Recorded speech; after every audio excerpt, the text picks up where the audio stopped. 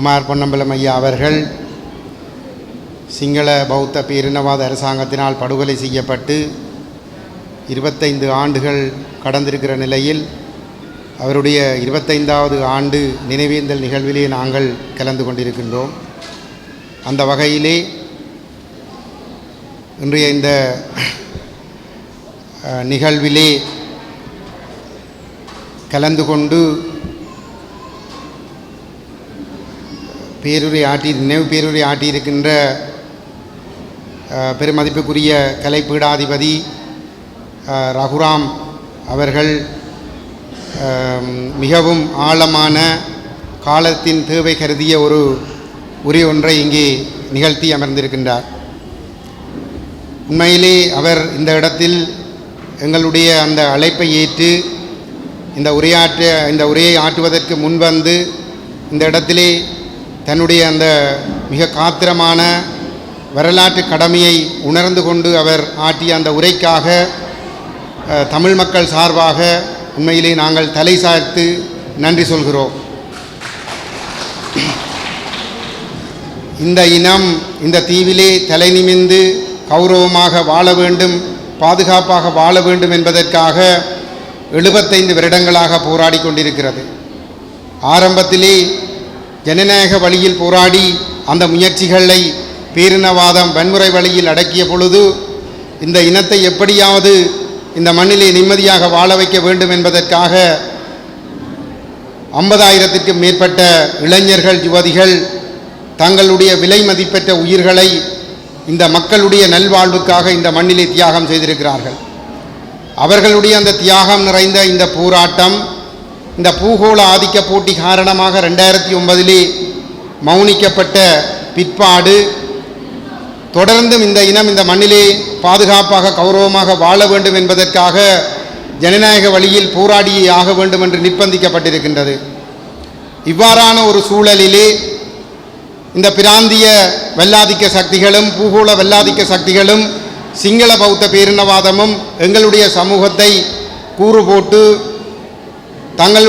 தங்களுக்கு சார்பான சக்திகளை பலப்படுத்தி தமிழ் மக்கள் மத்தியில் இருக்கக்கூடிய அந்த ஐக்கியமான சூழலை சிதறடித்து எங்களுடைய தமிழ் தேசிய அரசியலிலிருந்து தமிழ் தேசியத்தை நீக்கி தமிழினத்தை கரைத்து நீத்து போக செய்கின்ற ஒரு முயற்சியிலே ஈடுபட்டு கொண்டிருக்கின்ற ஒரு சூழலில் தான் எங்களுடைய அரசியல் இயக்கத்தினுடைய அந்த பிரவேசம் அமைந்தது. எங்களுடைய அரசியல் இயக்கத்தினுடைய தலைவர் மதிப்புக்குரிய கஜேந்திரகுமார் பொன்னம்பலம் அவர்கள் 2009 மே 18க்கு பிற்பாடு இந்த கொள்கையை நாங்கள் கைவிடாமல் முன்கொண்டு செல்ல வேண்டும் என்ற ஒரு முடிவிலே உறுதியாக இருந்து அப்பொழுது இருந்த தமிழ் தேசிய கூட்டமைப்புக்குள் கடுமையாக போராடி அந்த முயற்சிகள் பலனளிக்காத நிலையிலே நாங்கள் தனித்த வழியிலே இந்த லட்சியத்தை முன்கொண்டு செல்ல வேண்டும் என்று தீர்மானித்த சந்தர்ப்பத்திலே நாங்கள் அந்த தரப்பு விடுகின்ற பிழைகளை நாங்கள் சுட்டிக்காட்டி வெளியேறி நாங்கள் ஒதுங்கி நின்றால் மக்களுக்கு ஒரு சரியான தெரிவிருக்கப் போவதில்லை. ஆகவே நாங்கள் ஒரு சரியான தெரிவை காட்ட வேண்டும், நாங்கள் ஒரு அரசியல் இயக்கமாக செயல்பட வேண்டும் என்ற ஒரு முடிவு ஆராயப்பட்ட பொழுது அவருடைய கருத்து எதுவாக இருந்தது என்று சொன்னால், வி நவரட்னம் அவர்கள் அன்றைய காலகட்டத்திலே ஒரு சரியான முடிவெடுத்து சில தத்துவங்களை முன்வைத்த பொழுது பின்னர் வந்த பிரபாகரன் என்கின்ற ஒரு மனிதன் அந்த தத்துவங்களை தன்னுடைய ஒரு வரலாற்றின் வழிகாட்டியாக கொண்டு ஒரு விடுதலை இயக்கத்தை ஆரம்பித்து ஒரு மிக பெரும் உலகம் வியந்து பார்த்த ஒரு விடுதலை இயக்கத்தை முன்னெடுத்து கொண்டு சென்றிருந்தார் எங்களுடைய தேசிய தலைவர் பிரபாகரன் அவர்கள். அதுபோன்று நாங்கள் இன்றைய காலகட்டத்திலே இந்த கொள்கையை உயிர்ப்போடு வைத்திருக்கின்ற ஒற்றையாட்சிக்குள் தமிழரசியலை முடக்குகின்ற முயற்சிகளுக்கு முற்றுப்புள்ளி வைத்து நாங்கள் இந்த தேசியத்தை அடுத்த சந்ததிக்கு கடத்துகின்ற ஒரு காரியத்தை நாங்கள் ஆரம்பிப்போம். எங்களை விட பல நூறு மடங்கு ஆற்றல் மிக்கவர்கள் எதிர்காலத்திலே இந்த தேசியத்தை முன்னகர்த்தி கொண்டு செல்லக்கூடிய ஒரு வாய்ப்பை நாங்கள் அவர்களுக்கு கொடுக்க வேண்டும். அந்த அடிப்படையிலே தான் உண்மையிலே இந்த அரசியல் இயக்கம் உருவாக்கப்பட்டிருந்தது. அந்த கடமையினை இந்த 15 ஆண்டுகளில் அவர் சரியான முறையிலே முன்னகர்த்தி கொண்டு வந்திருக்கின்றார். எப்பொழுதோ சிங்கக்கொடி ஒட்டுமொத்த தமிழர்களும் சிங்கக்கொடி ஏந்தி இருக்க வேண்டிய ஒரு சூழலை தடுத்து இன்று தமிழ் தேசம் என்ற ஒரு எண்ணக்கருவோடு எங்களுடைய மக்கள் இன்றும் பயணிக்கக்கூடிய ஒரு சூழல் ஒன்று தக்க வைக்கப்பட்டிருக்கிறது என்று சொல்லி சொன்னால் அது கஜேந்திரகுமார் பொன்னம்பலம் அவர்களுடைய 2009 மே 18க்கு பின்னர் அவர் எடுத்த முடிவின் காரணமாகத்தான் அது இன்று உறுதியாக இருந்து கொண்டிருக்கின்றது. இவ்வாறான ஒரு சூழலிலே தமிழ் மக்கள் மீது ஒரு பாரிய இன அழிப்பை கட்டவிழ்த்துவிட்டு மிக கொடூரமான இனப்படுகொலைகளை அரங்கேற்றி தமிழர்கள் குறைந்தது ஒரு 50 ஆண்டுகளுக்கேனும் தங்களுடைய உரிமைகள் பற்றி, தங்களுடைய அடையாளங்கள் பற்றி, தங்களுடைய தனித்துவங்கள் பற்றி பேசக்கூடாது, மனதில் கூட நினைக்கக்கூடாது என்ற ஒரு அடிப்படையிலே தான் இந்த இனப்படுகொலை மிக கருண கொடூரமாக அரங்கேற்றப்பட்டிருந்தது. போராட்டம் மௌனிக்கப்படுகிறது என்று அறிவிக்கப்பட்ட பின்னர் கூட மிக கொடூரமான படுகொலைகள் நடைபெற்றது என்று சொல்லி சொன்னால், போர் முடிந்த பின்னரும் பல ஆயிரக்கணக்கானவர்கள் காணாமலாக்கப்பட்டார்கள் என்று சொல்லி சொன்னால் அதற்கு காரணம் தமிழர்கள் ஒரு 50 ஆண்டுகளுக்கு தங்களுடைய இருப்பு அடையாளம் தொடர்பாக சிந்திக்கக்கூடாது என்பதற்காக. அவ்வாறு செய்த பின்னரும் அந்த அவர்களுடைய எதிரிகளுடைய எண்ணத்தை ஈடேற விடாமல் இந்த லட்சியத்தை உயிர்ப்போடு முன்னகர்த்தி கொண்டு வந்தது எங்களுடைய அரசியல் இயக்கத்தின் தலைவர் கஜேந்திரகுமார் பொன்னம்பலம் அவர்கள். இந்த பயணம் நடைபெற்றுக் கொண்டிருக்கின்ற பொழுது சிங்கள பௌத்த பேரினவாதம் தமிழர்களுக்கான தீர்வு என்ற பெயரிலே 2016ஆம் ஆண்டு மார்ச் மாதம் 5ஆம் தேதி இலங்கை நாடாளுமன்றத்தை ஒரு அரசியல் நிர்ணய சபையாக பிரகடனம் செய்து புதிய அரசியலமைப்பு உருவாக்கம் ஒன்றை ஆரம்பித்திருந்தது. அந்த அரசியலமைப்பினுடைய முதலாவது வரைவு 2017 செப்டம்பர் 21ஆம் தேதி வெளிவந்திருந்தது.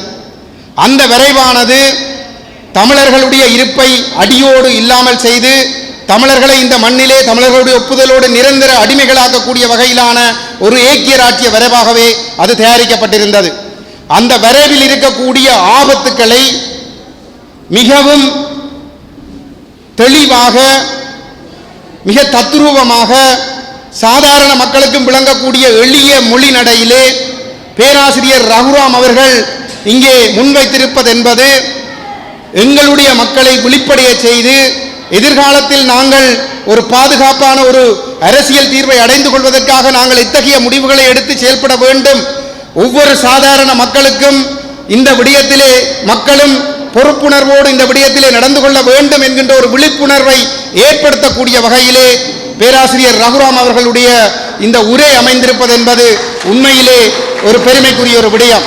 உண்மையிலே அவரும் இந்த விடுதலை போராட்டத்தோடு வாழ்ந்தவர், இந்த விடுதலை போராட்டத்தை உயிருக்கு உயிராக நேசித்தவர், அந்த விடுதலை போராட்டம் நடந்த மண்ணிலே அந்த தேசிய தலைவருக்கு பக்கத்திலே இருந்து பணியாற்றியவர், இந்த மாவீரர்களுடைய தியாகங்களை கண் முன்னாலே பார்த்தவர். அந்த வகையிலே அவர் தன்னுடைய அதற்குள் வாழ்ந்தவர் என்ற அடிப்படையில் அவர் இந்த ஒட்டியாட்சி அரசியலமைப்பை ஒருபொழுதும் எங்களுடைய இனத்தின் மீது கட்டியடிப்பதற்கு அனுமதிக்க கூடாது என்ற அடிப்படையிலே அவருடைய அடிமனதில் இருந்து அந்த விடயங்கள் வெளிவந்திருப்பது என்பது உண்மையிலே எங்களுக்கு ஒரு மிகப்பெரும் ஆறுதலை தருகிறது. நாங்கள் இந்த தேர்தலில் அரசியலிலே நாங்கள் ஒரு கணிசமான பின்னடைவை சந்தித்திருக்கிறோம். அப்படி சந்தித்திருந்தாலும் கூட இன்று இந்த பேராசிரியருடைய உரை என்பது எங்களுக்கு ஒரு ஆத்ம திருப்தியை தருகிறது. ஏனென்று சொன்னால் இந்த இனம் இன்னமும் கௌரவமாக எங்களுடைய தேசம் அங்கீகரிக்கப்பட்ட ஒரு சுயநிர்ணய உரிமை அங்கீகரிக்கப்பட்ட ஒரு தீர்வை அடைவதற்காக துடித்துக் கொண்டிருக்கிறது என்பதனை பட்டவர்த்தனமாக வெளிப்படுத்தி நிற்கின்றது. ஆகவே இந்த இனத்திற்காக நாங்கள் இன்னும் பல தடவை தோல்வியடைந்தாலும் நாங்கள் பெருமையோடு தான் அந்த தோல்வியை நாங்கள் சந்தித்துக் கொள்ளுவோம். என்றால் எங்களுடைய மக்கள் ஏமாற்றப்படுகிறார்கள், மக்கள் தவறாக வழிநடத்தப்படுகிறார்கள். அவற்றுக்குள் இருந்து கொண்டு எங்களுடைய மக்களை சரியாக வழிநடத்துவதற்காக, அவர்களை சரியான இடத்தை நோக்கி கொண்டு செல்வதற்காக நாங்கள் தொடர்ந்து பயணிக்கிறோம் என்று சொன்னால் 50,000 மாவீரர்கள் செய்த தியாகங்கள் தான் எங்களை இந்த இடத்திலே மனம் தளராமல் முன்னோக்கி கொண்டு செல்லுகின்றது. அந்த வகையிலே அவர் 2 விடயங்களை சொல்லியிருந்தார். ஒன்று, வரப்போகிற அரசியலமைப்பு, இன்று தரப்போட போகிறதாக சொல்லப்படுகிற அரசியலமைப்பு மிக ஆபத்தானது. நாங்கள் தமிழர்கள் என்று கூட வாய் திறந்து ஒரு வார்த்தை பேச முடியாது, சட்ட ரீதியாக கட்டுப்படுத்தப்படக்கூடிய ஒரு ஆபத்து நிறைந்த ஒரு அரசியல் யாப்பு வரைவுதான் கொண்டு வரப்பட இருக்கிறது என்பதனை அவர் மிக தெளிவாக வெளிப்படுத்தி இருக்கிறார். அதே நேரத்திலே நாங்கள் இந்த மண்ணிலே ஒரு கூட்டாட்சி உரிமையோடு வாழக்கூடிய வகையிலே அதற்கான ஒரு வடிவமைப்பு தொடர்பாகவும் அவர் இங்கே பேசியிருக்கிறார். அந்த வகையிலே தமிழ் மக்கள் பேரவையினால் தயாரிக்கப்பட்ட தீர்வு திட்டம் தொடர்பாக ஏற்கனவே அது பல நீண்ட காலமாக பேசப்பட்டு கொண்டிருக்கிறது. அதில் இருக்கக்கூடிய சில குறைபாடுகள் தொடர்பாகவும் அவர் குறிப்பிட்டிருக்கின்றார். உண்மையிலே நாங்கள் அதனையும் வரவேற்கின்றோம். அவர் இந்த விவாதத்தை இங்கே ஒரு ஆரம்பித்து வைத்திருக்கின்றார். சிவில் அமைப்புகள், ஊடகங்கள், மற்றும் சாதாரண பொதுமக்கள், கல்வியாளர்கள் எல்லோரும் சேர்ந்து இதை ஆக்கபூர்வமாக விவாதித்து எங்களுடைய இனத்தின் எதிர்காலத்துக்கேற்ற ஒரு வரவை நாங்கள் உருவாக்கி நாங்கள் முன்கொண்டு செல்ல வேண்டும் என்பதுதான் அவருடைய எதிர்பார்ப்பாக இருக்கிறது. அதை செய்வதற்கு கஜேந்திரகுமார் பொன்னம்பலம் தலைமையிலான எங்களுடைய அரசியல் இயக்கம் எப்பொழுதும் தயாராக இருக்கிறது.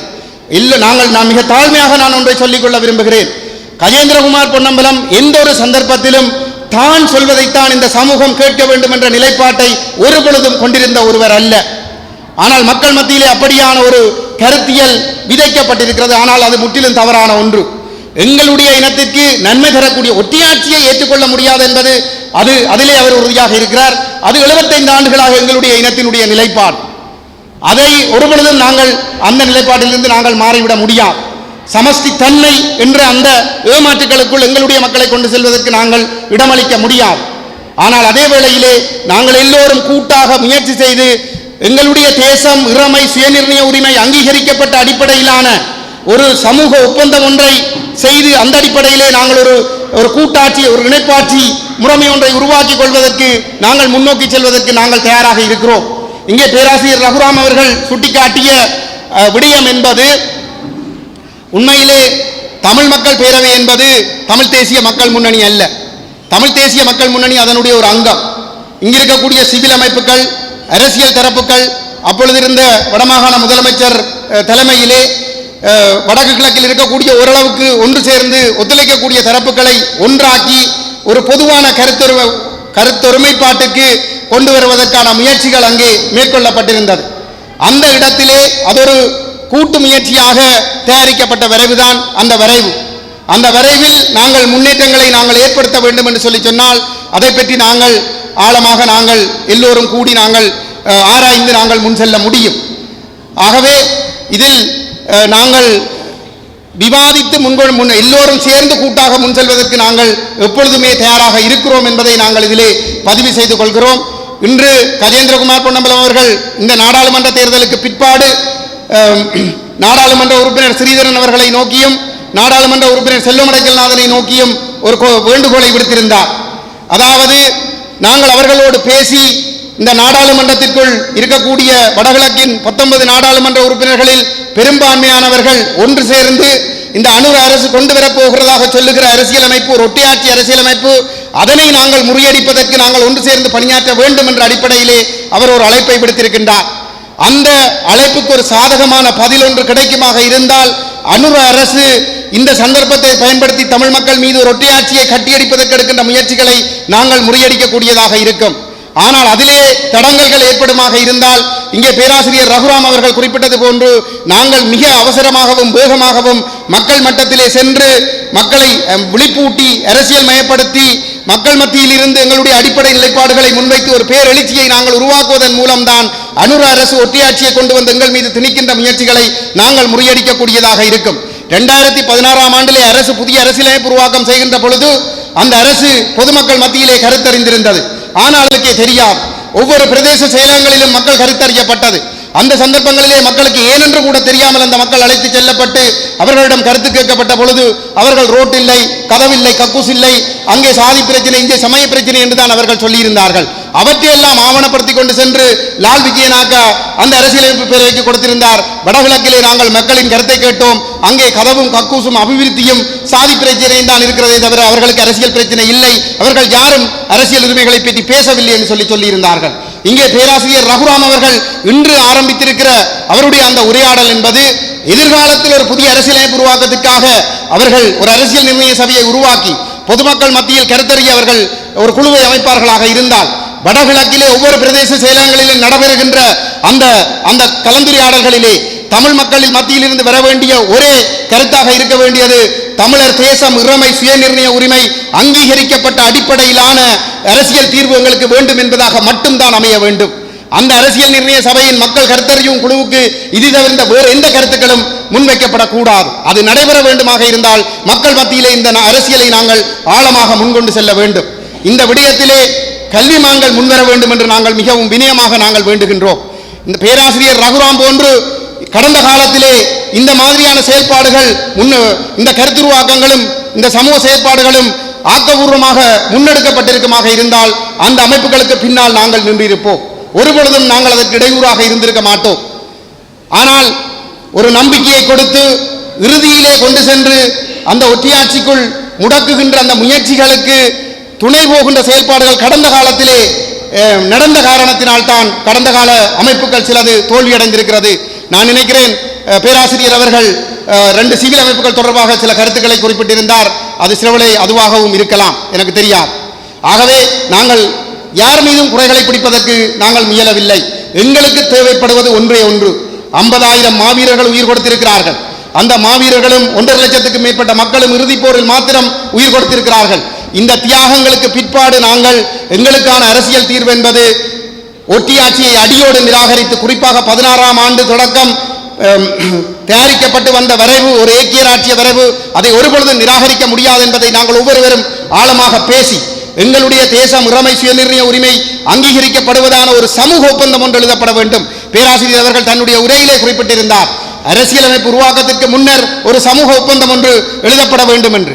அந்த சமூக ஒப்பந்தம் என்பது தமிழர்களுடைய தேசத்தையும் அதனுடைய இறைமையையும் அங்கீகரிப்பதாக இருக்க வேண்டும். அதன் அடிப்படையில் நின்று கொண்டுதான் அரசியலமைப்பு உருவாக்கமே நடைபெற வேண்டும். ஆகவே அந்த நிலைமை உருவாக்கப்பட வேண்டுமாக இருந்தால் எங்களுடைய சமூகம் ஒன்றுபட வேண்டும். அந்த வகையிலே எங்களுடைய இங்கே இருக்கக்கூடிய பல ஊடகங்களினுடைய பிரமுகர்கள், ஆசிரியர்கள் மற்றும் பணிப்பாளர்கள், அதனுடைய முக்கியஸ்தர்கள் பலர் இங்கே வருகை தந்திருந்தார்கள். உண்மையிலே அவர்களுடைய அந்த பிரசன்னம் என்பது எங்களுக்கு ஒரு நம்பிக்கையை கொடுக்கிறது. நிச்சயமாக நாங்கள் இந்த கருத்தியலை மக்கள் மத்தியிலே ஆழமாக கொண்டு செல்வதற்கு அவர்களுடைய பூரணமான ஒத்துழைப்பு கிடைக்கும் என்கின்ற ஒரு நம்பிக்கை இருக்கின்றது. உண்மையிலே நாங்கள் இந்த அரசியலை நாங்கள் சரியாக முன்கொண்டு செல்வதுதான் எங்களுடைய மாமனிதர் குமார் பொன்னம்பலத்துக்கு செய்கின்ற ஒரு அஞ்சலியாகவும் இருக்கும். 50,000 மாவீரர்கள், 1.5 லட்சம் மக்கள், அதனை விட மாமனிதர் குமார் பொன்னம்பலம் போன்றவர்கள் பலர், மாமனிதர் சிவநேசன், மாமனிதர் சிவராம், மாமனிதர் ஜோசப் பெர்ராசிங்கம், மாமனிதர் ரவிராஜ் போன்ற எத்தனையோ நாட்டுப்பற்றாளர்கள், எத்தனையோ மாமனிதர்கள் இந்த தேசத்திற்காக, இந்த தேசம் அங்கீகரிக்கப்பட வேண்டும் என்பதற்காக உறுதியாக நின்றதற்காக படுகொலை செய்யப்பட்டிருக்கின்றார்கள். அந்த வகையிலே மாமனிதர் குமார் பொன்னம்பலம் அவர்கள் 25 ஆண்டுகளுக்கு முன்னர் நாங்கள் பல்கலைக்கழகத்திலே படித்துக் கொண்டிருக்கின்ற பொழுது இந்த மக்களுக்காக கொழும்பிலே நின்று கொண்டு மிக தீவிரமாக குரல் கொடுத்தவர். உலக நாடுகள், பல நாடுகளுக்கும் சென்று எங்களுடைய தேசிய தலைவர் பிரபாகரனையும் அவருடைய தலைமையிலான விடுதலை போராட்டத்தையும் நியாயப்படுத்தி, தமிழ் மக்களுடைய போராட்டம், இது புலிகளுடைய போராட்டம், தமிழ் மக்களுடைய உரிமைக்கான போராட்டம், அது ஒரு பயங்கரவாத போராட்டம் அல்ல என்பதனை இந்த சர்வதேச ராஜதந்திரிகள் மத்தியிலே துணிச்சலாக எடுத்துரைத்துக் கொண்டு திரிந்த ஒரு உறுதியான மனிதர். கொழும்பிலே சிங்க குகைக்குள் நின்று கொண்டு எங்களுடைய மக்கள் மீது சிங்கள பௌத்த பேரினவாதம் மேற்கொண்ட அடக்குமுறைகளுக்கு எதிராக துணிச்சலாக குரல் கொடுத்த ஒரு மனிதன். உண்மையிலே நாங்களும் இங்கே அடக்குமுறைகளுக்குள் வாழ்ந்து கொண்டிருந்த பொழுது அந்த மனிதன் கொழும்பில் இருந்து கொண்டு எழுப்பிய ஒவ்வொரு குறைகளும் எங்களை மிகவும் தீவிரமாக உற்சாகப்படுத்தியது. அந்த மனிதன் படுகொலை செய்யப்பட்ட பொழுது எங்களுடைய மனங்களில் எழுந்த எண்ணமெல்லாம் தேசிய தலைவர் பிரபாகரன் அவர்களுக்கு மாமனிதர் விருது கொடுக்க வேண்டும் என்பது. அவருக்கு அந்த மாமனிதர் விருதை எங்களுடைய தேசிய தலைவர் கொடுத்த பொழுது அவருடைய நினைவேந்தலை பல்கலைக்கழகத்தில் செய்வதையே நாங்கள் ஒரு மிக பெரும் போராட்டமாக, மிக பெரும் சாதனையாக எடுத்து பல்கலைக்கழகத்திலே மாபெரும் நினைவேந்தல் நிகழ்வு ஒன்றை நிகழ்த்தியிருந்தோம். 95ஆம் ஆண்டு யாழ்ப்பாண குடாநாடு ஆக்கிரமிக்கப்பட்ட பிற்பாடு, விடுதலை புலிகள் இங்கிருந்து வன்னிக்கு சென்ற பிற்பாடு குடாநாடு முழுமையாக இராணுவ அடக்குமுறைக்குள் இருந்தது. எவரும் வாய் திறந்து எதுவும் பேச முடியாது. அப்படிப்பட்ட ஒரு சூழலிலே மாமனிதர் குமார் பொன்னம்பலத்திற்கு தேசிய தலைவர் அவர்கள் மாமனிதர் விருது கௌரவம் வழங்கிய நிலையிலே அந்த பல ஆயிரக்கணக்கான மாணவர்கள் திரண்டு இந்த இராணுவ அச்சுறுத்தல்களை கடந்து மாமனிதருக்கு நினைவேந்தல் செய்ய வேண்டும் என்கின்ற ஒரு வேட்கை அந்த மாணவர்கள் மத்தியிலே ஏற்பட்டிருந்தது. எங்களுடைய உயிரை பணயம் வைத்துத்தான் நாங்கள் அந்த நிகழ்வுகளை செய்திருந்தோம். அவர் ஏன் தன்னுடைய உயிரை கொடுக்க வேண்டும்? அவருக்கு இருந்த வசதி வாய்ப்பு, அவருக்கு இருந்த சட்ட புலமை, அரச மட்டத்திலே அல்லது அவர் தென்பகுதியிலே வந்து அவருடைய சட்ட புலமை காரணமாக அவருக்கு இருந்த புகழ், பெருமை எல்லாவற்றோடும் அவர் வாழ்ந்திருக்கலாம். வன்னி காட்டில் இருந்த அந்த விடுதலை புலிகள் இயக்கத்தை அவர் ஆதரித்தார், நேசித்தார், அந்த தேசிய தலைவரை நேசித்தார். அந்த போராட்டம் வெல்ல வேண்டும் என்பதற்காக தன்னுடைய ஒவ்வொரு வார்த்தைகளையும் உதித்துக் கொண்டிருந்தார். அவர்கள் இறுதி வரை மனம் தளராமல் அவர் செத்த காலப்பகுதியை நாங்கள் பார்க்க வேண்டும். பலர் போராட்டம் வெற்றிகளை குவித்த பிற்பாடு போராட்டத்தை ஆதரித்தவர்களும் உண்டு. ஆனால் போராட்டம் இன்றோ நாளையோ அழிக்கப்பட்டு விடும் என்று சொல்லப்பட்டுக் கொண்டிருந்த பொழுது அவர் வாழ்ந்தது கொழும்பில், நாங்கள் யாழ்ப்பாணத்தில் வாழ்ந்து கொண்டிருந்தோம். எதிரியினுடைய கருத்துக்கள் மாத்திரம்தான் இந்த சமூகத்திற்குள் ஆதிக்கம் செலுத்திக் கொண்டிருந்தது. அந்த எதிரியினுடைய கருத்துக்களின்படி விடுதலை புலிகள் இயக்கத்தினுடைய நாட்கள் எண்ணப்பட்டுக் கொண்டிருப்பதாகத்தான் அது சொல்லிக் கொண்டிருந்தது. அவ்வாறான சூழலிலும் கூட இந்த விடுதலை போராட்டத்தை நியாயப்படுத்தி அந்த போராட்டம் வென்றால்தான் தமிழ் மக்களுக்கு எதிர்காலம் இருக்கும் என்பதனை உறுதியாக புரிந்து கொண்டு அந்த போராட்டத்தை மிக துணிச்சலோடு நியாயப்படுத்திய ஒரு புனிதமான ஒரு மனிதன் மாமனிதர் குமார் பொன்னம்பலம் அவர்கள். உண்மையிலே அவருடைய காலத்தில் அவருக்கு பக்கத்தில் இருந்து பணியாற்றுவதற்கு எங்களுக்கு வாய்ப்பு கிடைக்கவில்லையே என்கின்ற ஒரு ஆதங்கம் எங்களுக்கு இருக்கிறது. ஆனால் அவருடைய மகன் சொல்லுவார், அவருக்கு பக்கத்தில் இருந்து அவர் எப்பயும் உங்களை கலைச்சிருப்பார் என்றால் நாங்கள் ஒரு பங்க்சுவாலிட்டி இல்லை, உண்மையிலே எங்கள்கிட்ட கணக்க திருந்த வேண்டிய விஷயங்கள் இருக்குது, அவருக்கு பங்க்சுவாலிட்டி இல்லாட்டி பக்கத்தில் இருந்து வேலை செய்யலாம் சொல்லுவார். அது சில வழியில் உண்மையாக இருந்திருக்கிறோம், அதால் தப்பி விட்டோம்னு சொல்லலாம். அந்த வகையில் அந்த மாமனிதன் இறுதி மூச்சு வரை தன்னுடைய அந்த லட்சியத்திற்காக இந்த இனம் பாதுகாப்பாக கௌரவமாக வாழ வேண்டும் என்பதற்காக வாழ்ந்திருக்கிறார். இதிலே நாங்கள் அவரிடமிருந்து கற்றுக்கொள்ள வேண்டிய இன்னொரு விடயம் இருக்கிறது. அவர் பாராளுமன்ற தேர்தலில் போட்டியிட்டு இருக்கிறார், வெற்றி பெறவில்லை. ஆனால் வெற்றி பெறவில்லை என்பதற்காக அவர் அடுத்த தேர்தல் வரைக்கும் அவர் தன்னுடைய சட்ட தொழிலை பார்த்து கொண்டிருந்திருக்கவில்லை. அவர் தேர்தலில் வெற்றி பெற்றிருக்காவிட்டாலும் அவர் ஒரு சிவில் சமூக செயற்பாட்டாளராக, ஒரு சட்டத்தரணியாக இந்த மக்களுக்காக ஒவ்வொரு கணமும் ஓடி ஓடி உழைத்துக் கொண்டே இருந்தார். உலகத்தின் எல்லா மூலைகளுக்கும் ஓடி ஓடி புலம்பெயர் மக்கள் மத்தியிலே ஒரு மாபெரும் எழுச்சியை ஏற்படுத்தி தேசிய தலைவர் பிரபாகருக்கு பின்னால் இந்த மக்களை அணிதிரட்டுகின்ற ஒரு மாபெரும் பணியை அந்த மனிதன் ஆற்றியிருக்கின்றார். அந்த வகையிலே நாங்கள் ஒவ்வொருவரும் அவர்களை பாடமாக கொண்டு நாங்கள் பணியாற்ற வேண்டும். அந்த விடுதலை போராட்டம் ஒரு வெற்றி பெறுமா இல்லையா என்ற ஒரு கேள்வி இருந்த காலப்பகுதியில் கூட அவர் உறுதியாக அந்த போராட்டம் வென்றே ஆக வேண்டும், இல்லையேல் மக்களுக்கு வாழ்வில் என்ற அடிப்படையில் அர்ப்பணிப்போடு இந்த மக்களுக்காக குரல் கொடுத்து ஒருவர். அப்படிப்பட்ட ஒரு மனிதனுடைய இந்த நினைவு நிகழ்விலே நாங்கள் கலந்து கொண்டிருக்கின்றோம். அவருக்கு நாங்கள் செய்யக்கூடிய ஆத்ம சாந்தி என்பது அவருடைய லட்சியத்தை நாங்கள் விட்டுக் கொடுக்காமல் நாங்கள் முன்கொண்டு செல்ல வேண்டும். அந்த வகையிலே பேராசிரியர் ரகுராம் அவர்கள், நான் அவரை அண்ணா என்று தான் சொல்லுவேன், நாங்கள் பாடசாலையில் ஒட்டு சுற்றானில் படித்துக் கொண்டிருந்த பொழுது அவர்கள் வெண்ணிக்கு இடம்பெயர்ந்து வந்து அந்த விடுதலை போராட்டத்தோடு அவர்கள் பணியாற்றி கொண்டிருந்த காலப்பகுதியிலே அவர்களுடைய குடும்பத்தோடு நாங்கள் ஒரு தம்பியாக, ஒரு குடும்பத்திலே ஒரு பிள்ளையாக நாங்கள் பழகி இருக்கிறோம். மிகவும் நேர்மையான உறுதியான ஒரு மனிதன். அப்படிப்பட்ட ஒரு மனிதர் இந்த கருத்தியலோடு இன்று முன்வந்திருப்பது என்பது எங்களுக்கு மிகவும் உற்சாகம். நாங்கள் எல்லோரும் இந்த கல்வி சமூகத்தை ஒருங்கிணைத்து, சிவில் சமூகத்தை ஒருங்கிணைத்து, இந்த ஏனைய அரசியல் தரப்புகளையும் இந்த லட்சியத்தின் பால் ஒன்றிணைத்து, ஒரு லட்சியத்தின் பால் தான் நாங்கள் ஒன்றுபட முடியும். லட்சியத்தின் பால் ஒன்றிணைத்து நாங்கள் எல்லோரும் உறுதியாக நாங்கள் முன்கொண்டு செல்ல வேண்டும். இதில் இன்னொரு விடயத்தை சொல்லி மாத்திரம் முடிக்கிறேன். பேராசிரியர் அவர்கள் சொல்லியிருந்தார், ஜேவிபியினுடைய முகங்களை பற்றி சொல்லியிருந்தார். ஜேவிபி ஒரு இனவாத அமைப்பு என்பதை அவர் மிக தெளிவாக சொல்லியிருந்தார். அவர்களுக்கு காலவாசம் கொடுக்க வேண்டும் என்று இந்த தமிழ் தரப்பில் இருந்து பரிந்துரை செய்கின்ற பலர் இருக்கிறார்கள். நாங்கள் ஒன்றை புரிந்து கொள்ள வேண்டும், எதிரிக்கு எவ்வளவு நெருக்கடிகளை ஏற்படுத்தி எதிரியை எவ்வளவு நாங்கள் பலவீனப்படுத்துகிறோமோ அப்பொழுது மாத்திரம்தான் எதிரி எங்களுக்கு உரிமைகளை தருவதற்கு பற்றி சிந்திப்பான். இல்லை என்று சொன்னால் ஒரு பொழுதும் எங்களுக்கு உரிமை தரமாட்டான். எங்களுடைய தேசிய தலைவர் அவர்களுடைய உரைகளை நாங்கள் உன்னிப்பாக பார்ப்போமாக இருந்தால் அவர் சொல்லுகின்ற ஒரு விடயம், சிங்கள பௌத்த பேரினவாதம் தானாக விரும்பி ஒரு பொழுதும் எங்களுக்கு உரிமைகளை தராது. அது உரிமைகளை தரக்கூடிய ஒரு நெருக்கடியை நாங்கள் உருவாக்க வேண்டும். அந்த வகையிலே சிங்கள பௌத்த பேரினவாதம் என்று பொருள் தானே தனக்கு குழி தோண்டி ஊழல்களை செய்து, மோசடிகளை செய்து, அதிகார துஷ்பிரயோகங்களை செய்து ஒரு பொருளாதார நெருக்கடிக்குள் வீழ்ந்திருக்கிற ஒரு நிலைமையிலே இந்த வீழ்ந்த இடத்தில் வைத்துக்கொண்டு நாங்கள் எவ்வளவு தீவிரமான நெருக்கடிகளை நாங்கள் கொடுக்கலாமோ அவ்வளவுக்கு கொடுத்தால் மாத்திரம்தான் தமிழர்களை அரவணைக்க வேண்டும், இலங்கையிலே ஒரு ஸ்திரத்தன்மையை ஏற்படுத்த வேண்டும் என்பதற்காக அவர்கள் உரிமை தருவது பற்றி சிந்திப்பார்கள். இல்லை என்று சொன்னால் அவர்கள் தங்களுடைய பொருளாதாரத்தை பலப்படுத்திக் கொள்வார்களாக இருந்தால் வாழ்க்கையில் தமிழர்களுக்கு உரிமை கிடைக்காது. ஆகவே நாங்கள் அவர்களுக்கு காலவாசம் கொடுப்பது பற்றி சிந்திப்பது அடிமுட்டாள்தனம். எவ்வளவு தீவிரமாக நாங்கள் மக்களை திரட்டி எங்களுக்கு உரிமை வேண்டும் என்கின்ற ஒரு தீவிரமான ஒரு ஜனநாயக அரசியல் இயக்கத்தை நாங்கள் வலுப்படுத்த முடியுமோ, அதை எவ்வளவு வேகப்படுத்த முடியுமோ அந்த அளவுக்கு அதை செய்வதுதான் எங்களுடைய அரசியல் விடுதலையை நாங்கள் விரைவுபடுத்திக் கொள்வதற்கான வாய்ப்பாக இருக்கும். பூகோள ஆதிக்க போட்டி தொடர்ந்து இவ்வாறே இருக்காது. எங்களுக்கான வாய்ப்புகளை அது உருவாக்கி தரும். பூகோள போட்டி தான் எங்களுடைய போராட்டத்தை அளித்ததாகவும் இருக்கலாம். அதே பூகோள ஆதிக்க போட்டியை நாங்கள் சாதகமாக பயன்படுத்துவதன் மூலம் மாத்திரம்தான் நாங்கள் விடுதலையையும் பெற்றுக்கொள்ளக்கூடியதாக இருக்கும். ஆகவே எங்களுக்கு இந்த உரிமைகள் உடனடியாக தரப்பட வேண்டும். எங்களுடைய தேசம் இறைமை சுயநிர்ணய உரிமை அங்கீகரிக்கப்பட்ட அடிப்படையிலான ஒரு அரசியல் தீர்வு வேண்டும். அதற்காக ஒரு புதிய அரசியல் அமைப்பு நாங்கள் விரும்புகிற அடிப்படையில் கொண்டு வரப்பட வேண்டும் என்கின்ற நெருக்கடியை தாயகத்திலும் சர்வதேச அளவிலும் ஏற்படுத்துவதற்கு நாங்கள் ஒருங்கிணைந்து செயல்பட வேண்டும் என்பதையும் இந்த இடத்திலே வலியுறுத்தி கொண்டு இந்த நிகழ்வுக்கு இங்கே வருகை தந்த உங்களுக்கு எங்களுடைய மனமார்ந்த நன்றிகளை தெரிவித்துக் கொள்கின்றோம். குறிப்பாக